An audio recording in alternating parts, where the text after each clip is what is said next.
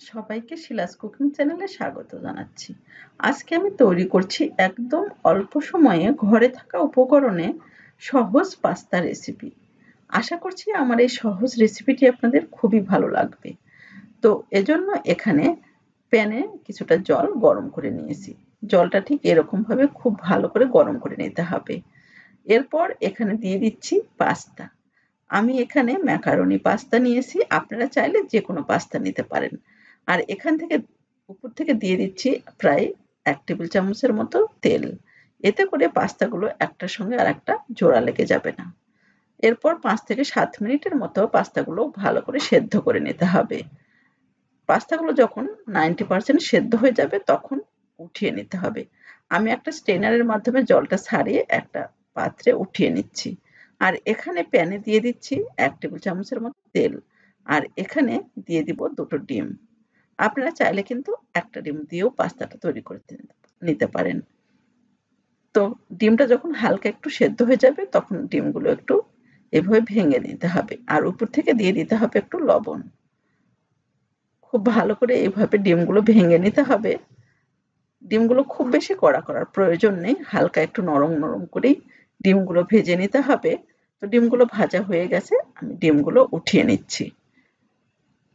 এরপর প্যানে আরও দিয়ে দিলাম ২ টেবিল চামচের মতো তেল। আর এখানে দিয়ে দিব কিছুটা রসুন কুচি। রসুনটা প্রায় মিনিট ২ এর মতো একটু হালকা ভেজে নিতে হবে, রসুনের কাঁচা গন্ধটা চলে যাওয়া পর্যন্ত। এরপর এখানে দিয়ে দিতে হবে কিছুটা পেঁয়াজ কুচি। আমি এখানে ২ টো পেঁয়াজ কুচি দিয়ে দিলাম। মিডিয়াম হিটে ২ থেকে ৩ মিনিটের মতো পেঁয়াজটা ভেজে নিতে হবে। কালারটা যখন ঠিক এরকম ব্রাউন হয়ে আসবে তখন এখানে দিয়ে দিতে হবে কাঁচামরিচ কুচি। কাঁচামরিচটা ঠিক এরকমভাবে লম্বা করে বড় করে কেটে দিয়েছি। আর এখানে দিয়ে দিলাম টমেটো সস। আমি এখানে ২ টেবিল চামচের মতো টমেটো সস দিলাম। হালকা একটু নেড়ে নিতে হবে। আর এখানে দিয়ে দিচ্ছি সয়া সস ১ টেবিল চামচের মতো। আর এখানে দিয়ে দিব ওয়েস্টার সস, এটাও দিয়ে দিচ্ছি ১ টেবিল চামচের মতো। তবে ওয়েস্টার সস হাতের কাছে না থাকলে না দিলেও হবে। খুব ভালো করে একটু মিশিয়ে নিতে হবে। এরপর এখানে পাস্তাগুলো দিয়ে দিতে হবে। পাস্তাগুলো দিয়ে খুব ভালো করে মিশিয়ে নিতে হবে মশলার মধ্যে। এতে করে সমস্ত মশলাগুলো খুব ভালো করে পাস্তার মধ্যে মিশে যাবে। একটু সময় নিয়ে এই কাজটা করতে হবে। আর এখানে দিয়ে দিছি লবণ। আমি লবণটা দেখাতে ভুলে গিয়েছি। তো লবণটা দেওয়ার পর এখানে ডিমগুলো দিয়ে দিলাম। খুব ভালো করে মিশিয়ে নিতে হবে। এরপর পাস্তার প্যাকেটের মধ্যে যে মশলাটা ছিল সে মশলার প্যাকেটের পুরো মশলাটাই আমি এখানে দিয়ে দিচ্ছি।